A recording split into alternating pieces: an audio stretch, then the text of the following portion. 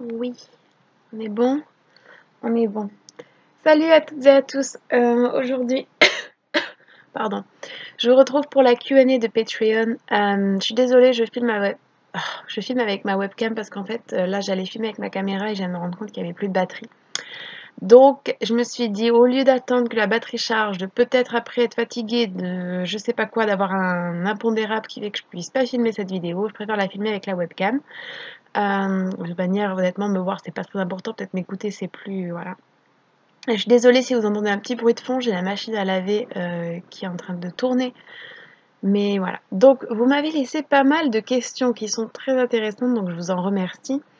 Je vais essayer de répondre à toutes, mais enfin, ça va être une vidéo un peu longue, du coup, peut-être. Alors, premièrement, Globule me demande pourquoi n'avoir pas déménagé à proximité de ton travail. Alors, la raison pour laquelle j'ai pas déménagé à proximité de mon travail, c'est tout simplement pour deux raisons. La première, c'est que j'avais pas du tout envie d'habiter, vers où je travaille. Je donnerai pas exactement où je travaille pour des raisons qui me semblent évidentes, même si voilà, j'ai confiance en vous, il y a pas de souci, mais on sait jamais en fait qui peut se mettre sur Patreon. Juste 1 $ par mois, j'ai déjà dû supprimer quelques personnes qui en fait étaient là pas avec les meilleures intentions.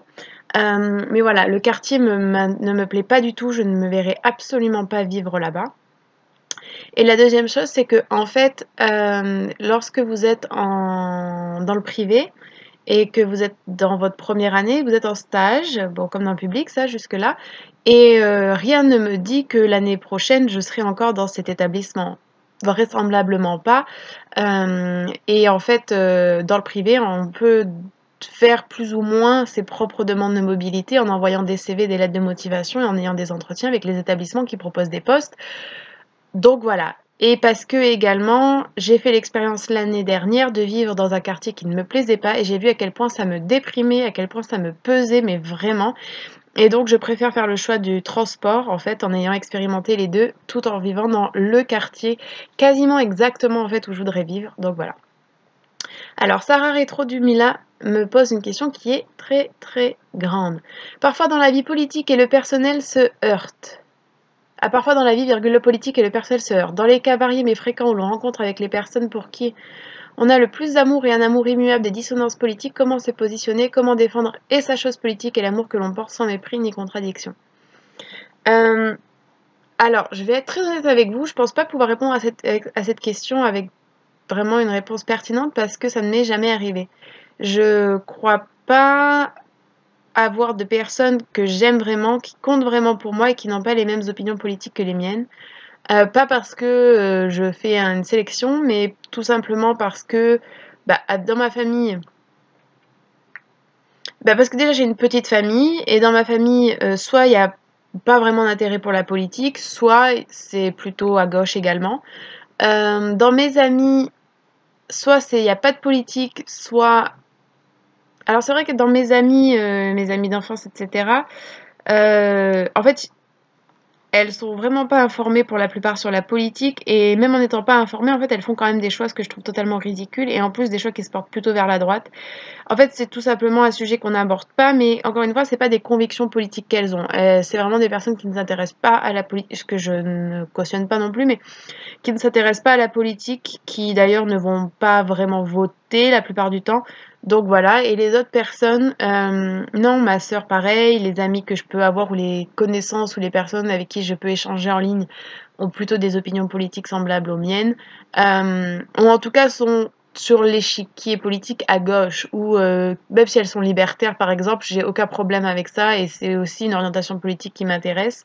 Donc je dirais que pour moi, il serait en fait assez difficile de garder cet amour si je voyais que cette personne avait des convictions et des opinions politiques qui étaient totalement à l'encontre des valeurs qui sont les miennes. C'est-à-dire que par exemple, j'ai des amis qui... Enfin des amis, non, j'ai des connaissances qui, par exemple, n'ont pas voté la France insoumise, si vous voulez, qui vont plutôt voter une autre gauche. Bon, ben, ça me pose pas de problème. Je veux dire, à partir du moment où on est d'accord sur des points essentiels. Par contre, si c'est une personne qui va voter à la droite de la droite ou même qui vote Macron, bah oui, là, on a un gros problème. J'ai du mal à avoir des relations d'amour et de confiance avec cette personne-là. Donc, désolée pour la réponse qui est pas vraiment utile, mais je peux pas répondre mieux que ça.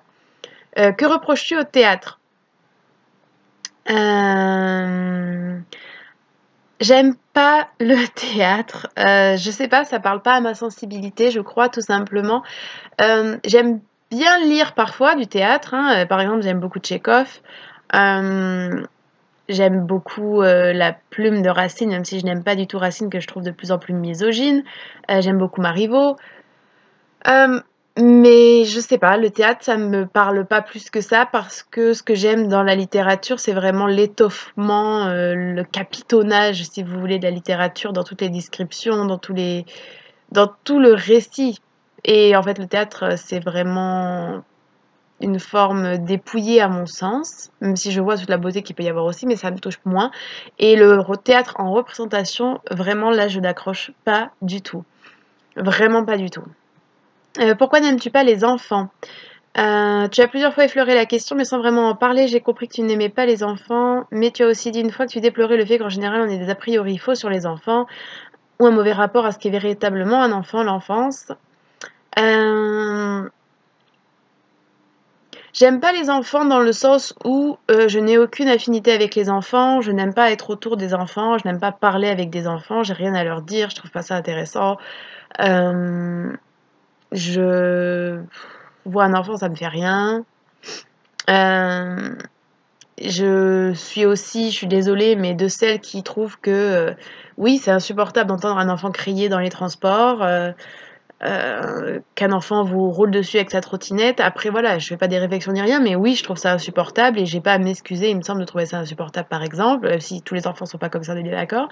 Après, comment vous dire, je pense dans presque tous les domaines de ma vie, en fait, je dissocie vraiment mon affect et mon ressenti purement personnel et intime des convictions plus politiques ou sociales que j'ai, c'est-à-dire que je n'aime pas les enfants.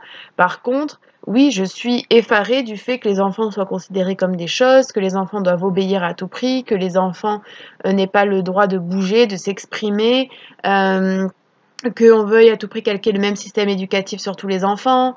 Je suis aussi effarée qu'en fait chacun puisse faire des enfants alors que on sait très bien qu'il y a beaucoup d'enfants qui sont dans la maltraitance, qui sont dans des abus X ou Y. Euh, Après, j'aime beaucoup plus les adolescents et l'adolescence, et par contre là, j'ai beaucoup d'intérêt à échanger avec eux, je m'entends très très bien avec eux en général, c'est encore un monde duquel je me sens extrêmement proche, et je trouve qu'il est aussi également très méconnu et l'objet de beaucoup de clichés très négatifs. Donc voilà, c'est ça ma position vis-à-vis de l'enfance, on va dire, de manière générale. Alors, Hilal Aksou me demande: Salut Amy, as-tu des conseils pour combattre le stress et l'anxiété? Et quels signes t'ont permis de prendre conscience que tu avais de l'anxiété sociale et qui t'ont donc poussé à faire un test médical? Euh, Alors les signes, c'est très simple, je ne pouvais plus sortir de chez moi. Donc à partir de là, je pense que voilà. Alors il y avait d'autres choses bien sûr, mais celui-ci c'est vraiment enfin, l'élément qui fait que tu te dis qu'il y a quand même un gros souci. Des conseils pour combattre le stress et l'anxiété. Alors le stress, pas vraiment. L'anxiété, disons que pour moi, ce qui m'a vraiment aidé, c'est la thérapie. Je pense que sans la thérapie, je serais pas. Enfin, franchement, je sais pas où je serais, ce que je ferais, ce que. Bon, bref. La thérapie, être comprise, arriver à dédramatiser, c'est-à-dire arriver à se dire oui, c'est vrai, j'ai ça, c'est une condition voilà, sérieuse qui mérite d'être prise en compte dans certains aspects de ma vie et de milieu professionnel, les études, etc., mes rapports aux autres, mais c'est aussi pas tout ce que je suis et j'ai le droit de, entre guillemets, par moment prendre des vacances de ça. C'est-à-dire que si par moment j'ai envie effectivement de rester chez moi et je sais que c'est une part de l'anxiété, mais si j'ai envie de pas me prendre la tête avec ça et de regarder un film, de faire du yoga chez moi pour oublier que c'est à cause de l'anxiété que je peux pas sortir, bah ça aussi ça fait du bien. J'ai l'impression qu'il faut arriver à naviguer entre prendre conscience et être lucide sur sa situation et en même temps accepter aussi un peu et être indulgent envers soi-même. La thérapie, c'est extrêmement important. Moi, je peux que, enfin, ça dépend bien évidemment votre situation, mais moi, au point où j'en étais sans thérapie, c'était impossible de continuer à vivre, en fait. Donc, oui, la thérapie. Euh, je pense qu'il faut aussi ne plus avoir honte. En tout cas, moi, c'est une chose qui m'a beaucoup animée pendant longtemps, c'est la honte. Quand vous voyez que tout le monde est capable de faire la même chose, quand vous voyez que la plupart des gens sont super à l'aise dans cette situation, quand vous voyez que en fait vous êtes toujours le vilain petit canard un petit peu si vous voulez, bah, personnellement j'avais honte. Et j'avais honte de ça, puis j'avais aussi honte de m'exposer, d'être vulnérable face aux autres dans ce qui était impossible pour moi. Maintenant j'ai arrêté d'avoir honte. En tout cas j'ai parfois encore un peu honte, mais j'essaie d'aller au-delà de ça. Et je dis clairement non ça me met mal à l'aise, non je veux pas, non je peux pas, ou je m'en vais. Et ça c'est vraiment aussi cette bienveillance à l'égard de soi-même qui est vraiment très très importante.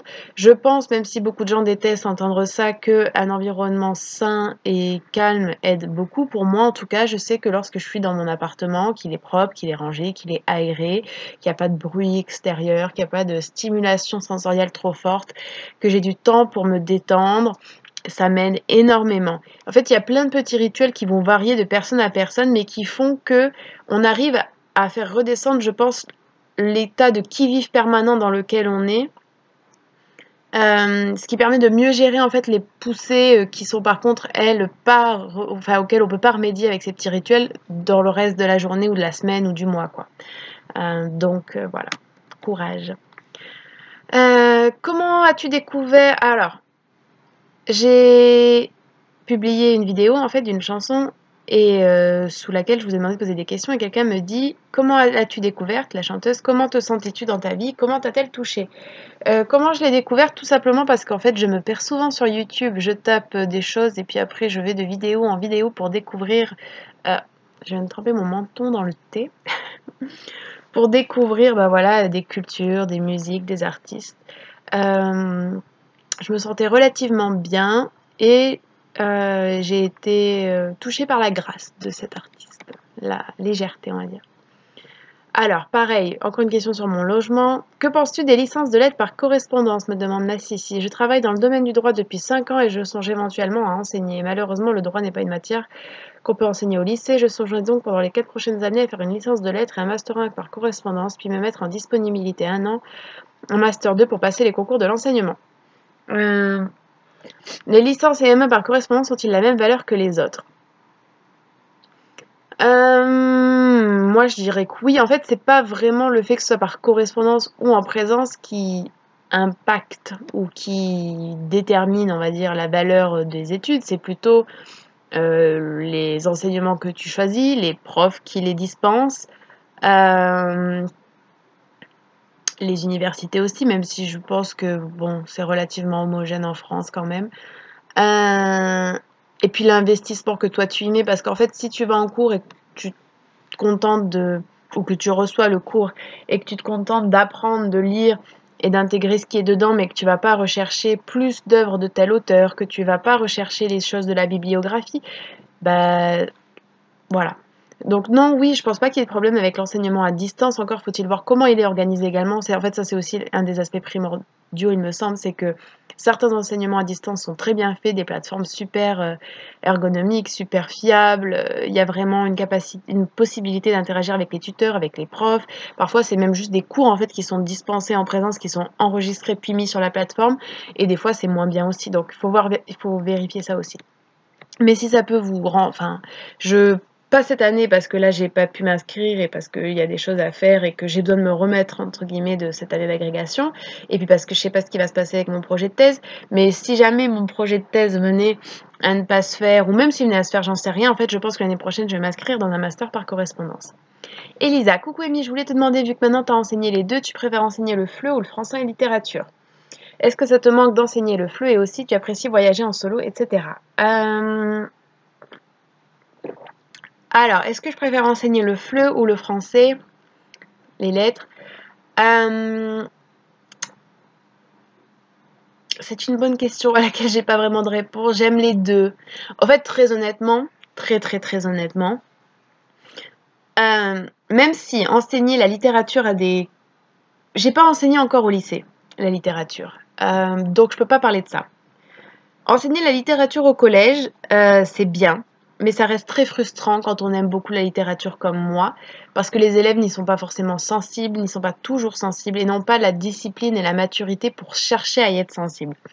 Donc ça peut être très frustrant, même si c'est aussi très beau comme métier. Le FLE, J'ai fait plusieurs choses en FLE. J'ai fait avec des migrants, j'ai fait avec des mineurs migrants et j'ai fait avec des expatriés, voilà, qui étaient venus ici tranquillement avec leur argent, etc. Pour être honnête, la deuxième partie ne m'intéresse pas trop. C'est cool, mais bon, voilà, c'est pas palpitant du tout. Surtout que j'étais dans un milieu où il y avait que des élèves asiatiques, chinois, coréens et japonais pour la plupart, et en fait, ils sont très fermés majoritairement quand même au monde, très peu intéressés par ce qui se passe dans les autres pays, très peu intéressés par les questions politiques, environnementales, sociales. Ils sont également assez immatures dans leur apprentissage. Enfin, il y a plein de choses qui ont fait que c'était pas vraiment le plus intéressant.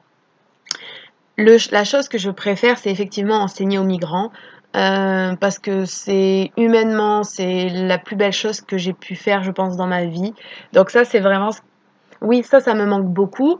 Là, j'ai pas le temps non plus, surtout à cause des transports, mais comme je disais à ma mère il y a pas longtemps au téléphone, selon ce qui se passe l'année prochaine, je pense que je retournerai faire du bénévolat parce que ça me manque et parce que c'est extrêmement utile et important. Voilà. Est-ce que j'apprécie de voyager en solo? Oui. Euh, Camille, salut, comment tu fais concrètement pour apprendre l'arabe toute seule? Tu utilises un livre ou des sites en particulier? Alors, mon apprentissage de l'arabe est en train de stagner, mais bon, je vais pas me flageller non plus, j'ai appris l'alphabet déjà, voilà. Alors, ce que je fais, c'est que j'ai des livres, j'ai 2 livres actuellement parce que j'ai pas voulu sombrer dans ce qui est habituel pour moi, c'est-à-dire d'acheter 1 milliard de livres et de pas forcément tous les utiliser. Donc j'ai appris l'alphabet à force de répétition et de répétition et de répétition. J'ai appris les pronoms personnels. J'apprends pour le moment à essayer vraiment de bien lire avant de me jeter dans la grammaire et le vocabulaire. J'ai aussi une application, je crois que ça s'appelle Mondly, et genre le monde est lit. Euh, et en fait, alors elle est payante pour certaines choses et je pense que je vais payer parce qu'elle est géniale pour ce qui est gratuit déjà. Et en fait, voilà, c'est genre 10 minutes chaque jour où je dois entendre une phrase en arabe et la reconstituer avec l'alphabet arabe. Donc c'est voilà, c'est pour m'entraîner pour le moment. J'en suis vraiment à une phase d'introduction dans la langue arabe. J'essaye d'écouter l'arabe même si je comprends rien. Ça voilà. Et je pense que voilà, quand je serai un peu plus assise dans mon programme scolaire, quand je serai un peu plus assise dans mon appartement, je m'y mettrai plus sérieusement avec, comme j'ai fait en fait pour le japonais que j'ai appris quand même majoritairement en étant seule, faut se mettre à son bureau avec un stylo, un papier, un livre et y aller, quoi. Et puis aussi privilégier quand même l'interaction si on peut le faire avec les autres. La tenancière of der Bar. Moi, j'ai une question purement technique concernant ta bibliothèque. As-tu seulement celle qu'on voit dans le fond de tes vidéos ou dissémines-tu des livres un peu partout chez toi aussi? Non, pour le moment, j'ai uniquement celle qu'on voit là et là. Euh, Parce que ça fait déjà beaucoup. Après, j'ai tous mes livres de voyage qui sont là-bas et j'ai également des magazines qui sont là-bas. Et en fait, là, j'ai plus de place, donc je vais devoir trouver une autre solution pour tous les livres que j'ai achetés parce que récemment, j'ai passé une commande où il y avait genre, je pense, 13 livres. Donc voilà. Wendigo. Bonjour madame, avez-vous trouvé des solutions à vos problèmes récents? Qu'en est-il de votre analyse et de votre évolution au sein de l'enseignement? J'ai trouvé des solutions à la majorité de mes problèmes récents. J'ai enfin Internet, j'ai réussi à résilier normalement ma ligne EDF sur mon ancien appartement. J'ai réussi un petit peu à mettre certaines étagères. Quoi d'autre? J'ai réussi à caler mes plaques chauffantes. J'ai réussi à obtenir les clés de l'établissement, etc. J'ai signé mon contrat et j'ai été payée, donc tout va bien. Mon analyse, malheureusement, ça fait longtemps que je ne suis plus en analyse. Enfin, j'ai jamais été en analyse, hein. J'ai été en thérapie, j'ai jamais vu un psychanalyste, même si c'est ce vers quoi j'aimerais me diriger. Mon évolution au sein de l'enseignement, pour le moment, c'est un petit peu tumultueux et torturé. Je reviendrai vers vous quand je serai plus calme pour en parler. Valentine, tu as dit ne pas être opposée à la destruction de vitrines de boucherie au nom de la désobéissance civile. Or, je pense que ces actions posent des problèmes stratégiques. Casser les vitrines de boucherie est certes un acte symbolique fort, mais il donne plutôt l'impression que les véganes en ont après ces personnes, au lieu d'en avoir après le système spéciste dans son ensemble. S'en prendre à des bouchers euh, pose d'après moi un problème d'intersectionnalité dans la mesure où ces personnes viennent souvent de milieux sociaux ouvriers. À ton avis, ne serait-il pas plus logique d'occuper et de bloquer les sièges sociaux des grandes entreprises des industries animales qui font un grand nombre de victimes et sont les centres où se décide de l'exploitation animale? Euh, Oui, totalement. Je pense que... En fait, je vais répéter ce que je répète tout le temps. Je pense qu'il faut tout faire. Euh, et que tout le monde ne peut pas tout faire et que tout le monde ne sera pas réceptif à tout et que tout le monde ne verra pas tout de la même manière. Moi, je pense qu'il faut effectivement bloquer les abattoirs. Je pense qu'il faut... Enfin, je pense qu'il faut.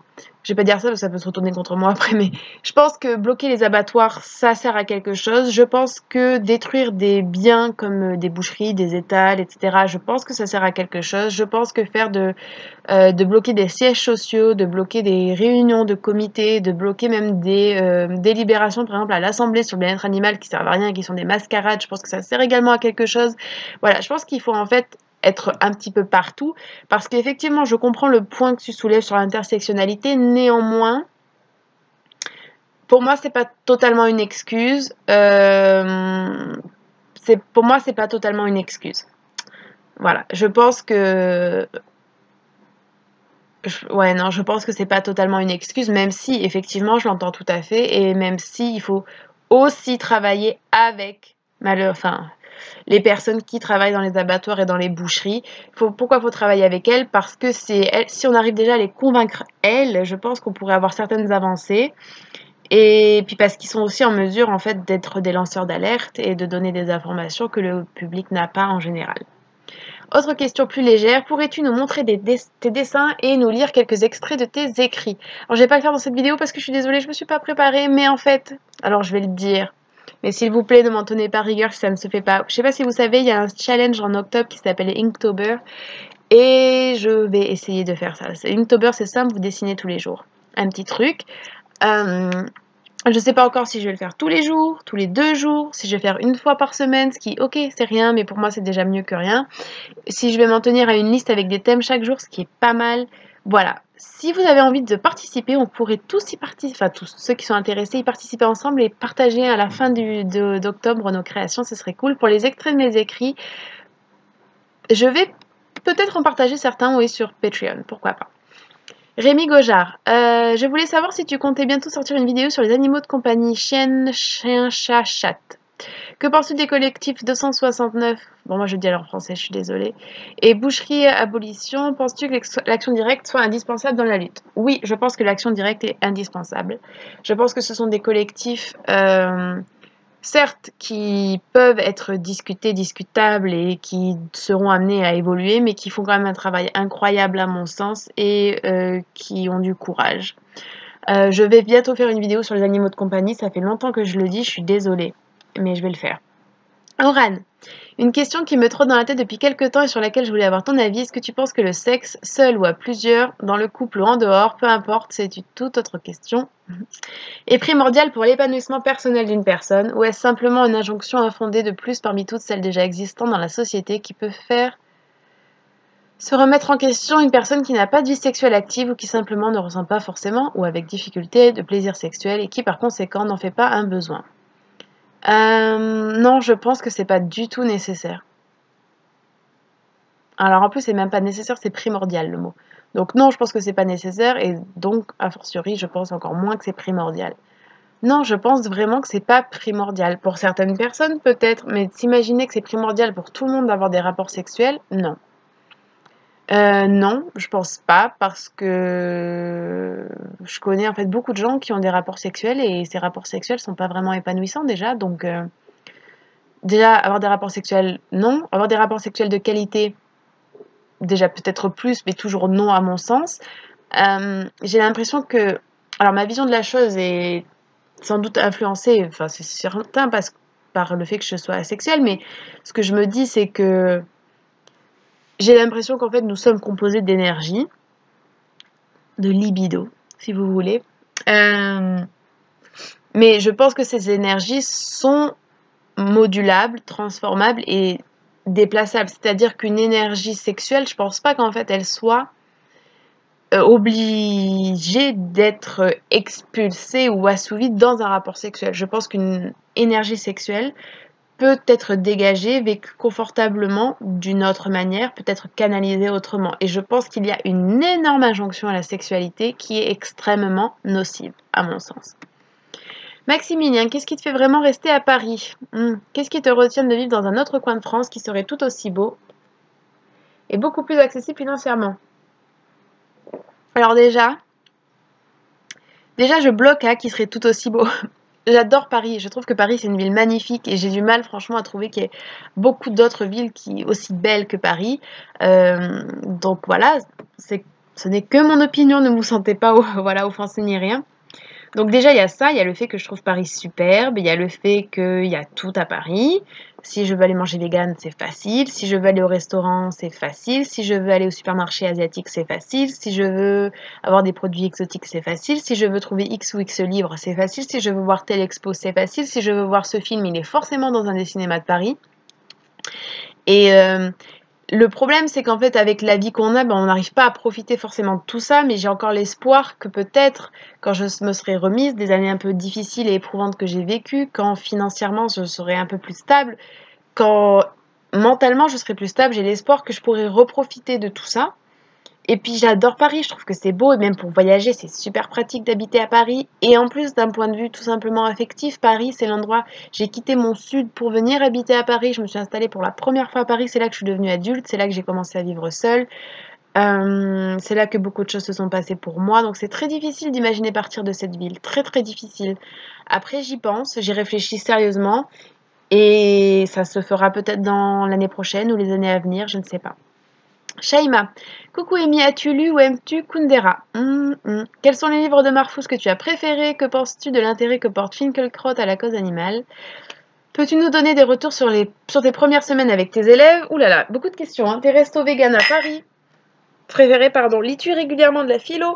Quel courant auteur apprécies-tu? Alors, j'ai pas beaucoup lu Kundera. J'ai commencé à chaque fois et à chaque fois j'ai pas aimé. Je sais que là, je suis en train de décevoir beaucoup de gens. Quels sont les livres de Marfous que tu as préférés? J'ai beaucoup aimé... Comment ça s'appelle? Récit de convalescence. Je sais plus où il est, où j'ai rangé mes livres. Oh, ils sont tout en haut, mes livres arabes. J'ai beaucoup aimé un récit de rêve. Je crois que ça s'appelle Récit de convalescence ou quelque chose comme ça. C'est un recueil de rêves. J'ai beaucoup aimé L'impasse des deux palais. J'ai une collection de nouvelles, je sais plus comment ça s'appelle, que j'aime beaucoup aussi. En fait, honnêtement, j'ai aimé tout ce que j'ai lu de Marfous. Je trouve qu'il est toujours très poétique, très intéressant, qui a toujours une finesse dans son écriture. Donc, ouais, non, j'aime tout de Marfous, honnêtement. Enfin, tout ce que j'ai lu, parce que j'ai pas tout lu. Que penses-tu de l'intérêt Je pense qu'il y a beaucoup de gens qui s'intéressent à la cause animale, alors qu'on leur a rien demandé et qui devraient pas forcément s'y intéresser.